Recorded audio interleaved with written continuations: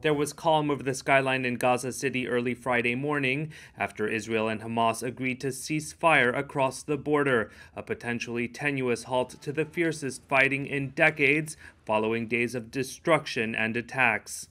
Israeli Prime Minister Benjamin Netanyahu's office said his security cabinet had voted unanimously in favor of a mutual and unconditional Gaza truce proposed by Egypt. Hamas said the ceasefire would be mutual and simultaneous.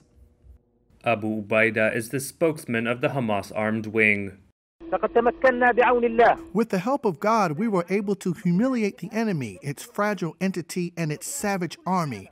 The whole world saw the shame of this regime, whose leaders are proud of striking buildings and houses. They are also proud of killing children and women. U.S. President Joe Biden welcomed the agreement from the White House and urged calm from both sides.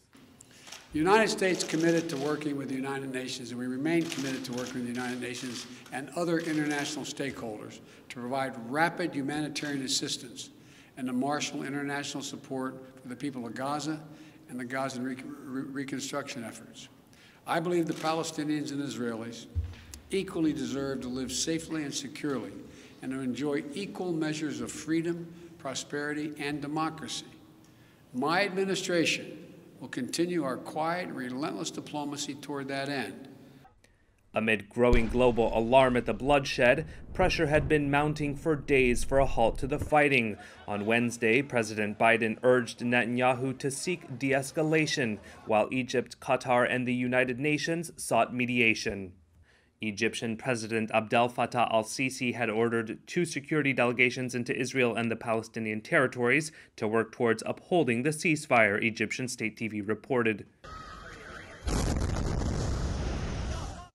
Since the fighting began on May 10th, health officials in Gaza said 232 Palestinians, including 65 children, had been killed and more than 1,900 wounded in aerial bombardments. Authorities put the death toll in Israel at 12, with hundreds of people treated for injuries in rocket attacks that caused panic and sent people rushing into shelters. The violence was triggered by Palestinian anger at what they saw as Israeli curbs on their rights in Jerusalem, including during police confrontations with protesters at Al-Aqsa Mosque.